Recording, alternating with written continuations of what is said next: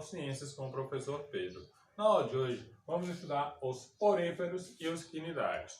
Os poríferos são indivíduos, são seres que possuem poros na sua estrutura. No caso, eles são portadores de poros. Um exemplo deles seriam as esponjas do mar. E esses poríferos, os animais poríferos, são exclusivamente aquáticos, então eles só vivem debaixo da água, eles são exclusivamente desses locais. E eles se fixam no solo assim para captar o seu alimento. Então, eles não têm o movimento, eles não precisam se movimentar para procurar o seu próprio alimento. Eles são fixos no solo e se alimentam a partir da absorção da água. Então, eles se fixam no solo, eles possuem estruturas que são os poros, que esses poros vão pegar a água, filtrar a água e assim pegar os nutrientes e os alimentos que estão dentro da água. No caso, os nutrientes que estão dentro da água e por último eles liberam a água por esse poro, assim por outro poro, assim se alimentando através da própria água, da corrente marítima. Além de serem fixados no solo, eles podem viver tanto isoladamente como também em colônias, como por exemplo lá nos corais. E também eles são animais filtradores, que como eu acabei de comentar, eles se alimentam através da filtragem da água. Eles pegam através dos poros, eles pegam a água, retiram os nutrientes da água, no caso, os restos de alimentos e também os plânctons e alguns outros nutrientes que eles precisam.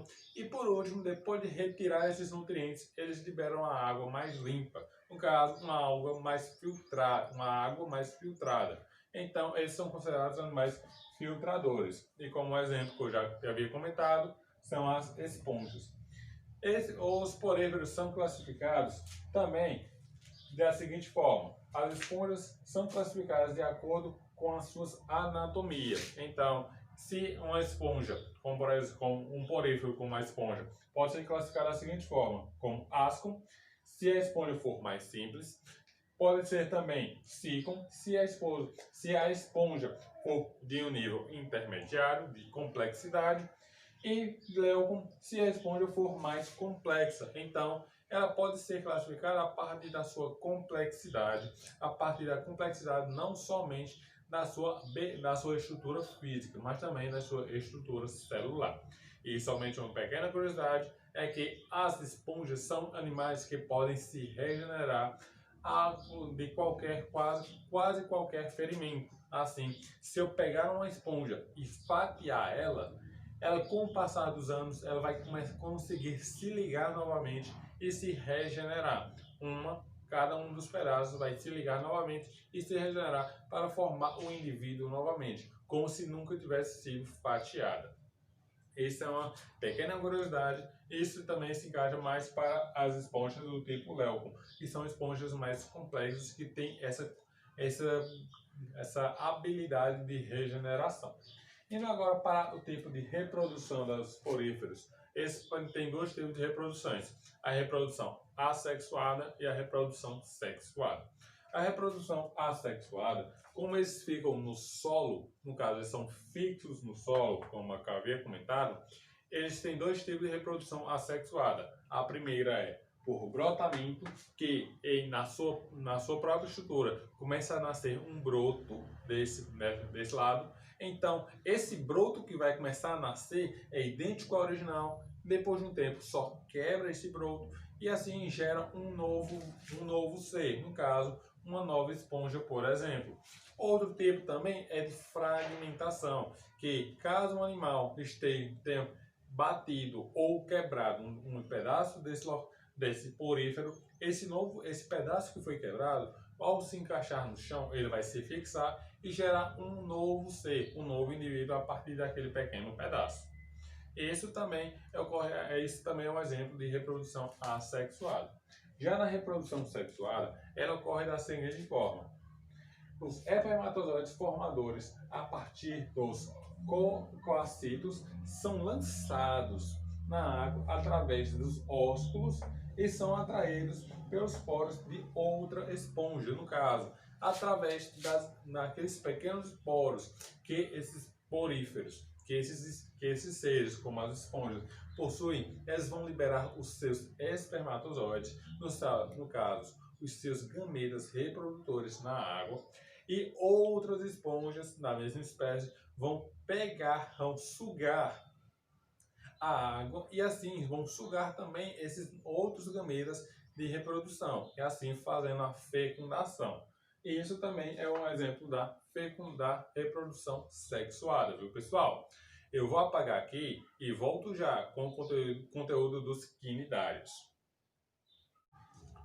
Olá, turma, voltei. Dando continuidade aqui, vamos agora estudar os quinidários. Os quinidários é uma espécie de animal em que ele continua sendo aquático, igual aos poríferos, mas ele tem os dois tipos. Eles podem ser fixos nos solos e também tem espécies que são mais livres para se movimentar no meu meio. Alguns exemplos dos quinidários são a água-viva, a hidra, o coral, a anêmona e a caravela. Alguns desses são fixos, como os corais e a anêmona, e outros são mais livres a se movimentar. No caso, eles têm a capacidade de nadar e se movimentar, transitar de um local para outro, como a água-viva e a caravela. E também tem uma subespécie que é a caravela portuguesa. Assim, essas espécies de quinidários são chamados por esse nome porque eles possuem uma característica bem peculiar, que é a capacidade de gerar toxinas. No caso, eles geram toxinas para vários motivos.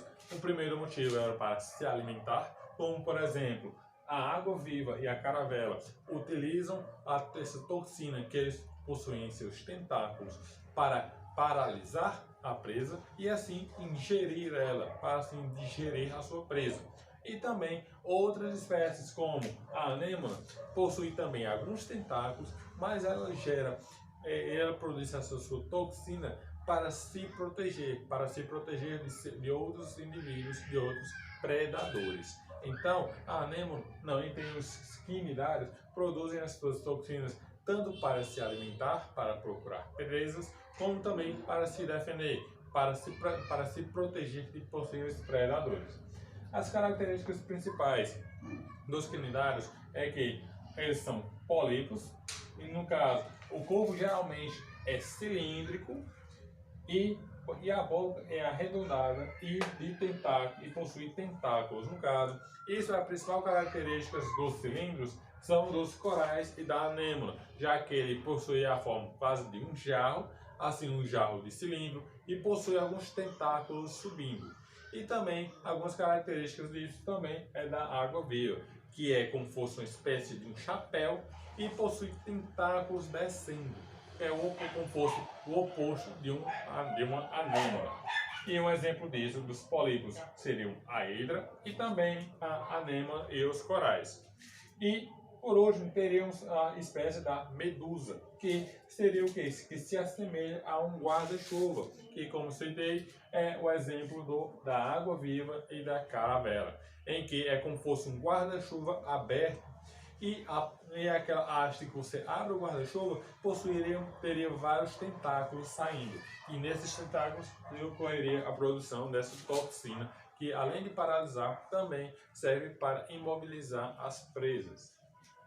Indo agora para a estrutura dos quinidários, a estrutura deles eles sempre apresentam tentáculos em uma concavidade digestiva. E nessa concavidade digestiva serve tanto para a entrada do alimento, para a sua digestão, como também para a liberação desses alimentos após a digestão.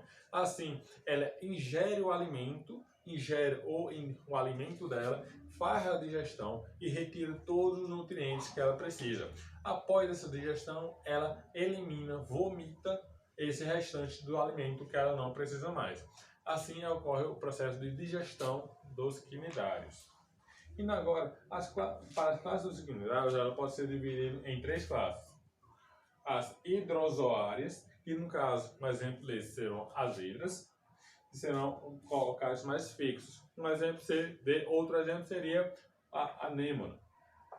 Os os cifozoários seriam, como por exemplo, a água-viva, também a caravela portuguesa, e também a terceira classe é o antozoário, que seriam os corais, que seriam grupos de quinidários que trabalham, que vivem mais em conjunto. Por isso que às vezes tem uma grande vastidão de corais, onde estruturas de corais em que eles vivem com outros animais. E por último, vamos estudar a reprodução dos quinidários, que podem ser dois tipos: reprodução assexuada e a reprodução sexuada. A reprodução assexuada é realizada através do brotamento, que no caso é quando em determinada estrutura, em um determinado indivíduo, como por exemplo a anêmona, ela começa a gerar a estrutura, tem ela e começa a brotar, a gerar um novo indivíduo, no caso na sua estrutura. No caso tem uma anêmona aqui e começa a brotar desse lado uma pequena anêmona. E depois de um tempo, essa anêmona vai quebrar e se fixar no solo. E assim vai gerar uma nova anêmona, um novo indivíduo. Essa é a reprodução assexuada. Já na reprodução sexuada, ela ocorre a partir da fecundação no meio externo. Então, no caso, ou em um dos indivíduos libera o seu material genético, libera os seus gametas para fora, para o meio externo, para o meio líquido, e outro indivíduo da mesma espécie pega esse material genético e faz a fecundação. E isso ocorre principalmente nas águas-vivas, nas caravelas, mas nos indivíduos que possuem essa locomoção, como as caravelas, as medusas e também a água-viva. E nessa parte de reprodução assexuada é mais nos indivíduos que possuem que estão mais fixos no solo, como os corais, a hidra e a anêmona. Viu, pessoal? Espero que tenham entendido. Até a próxima.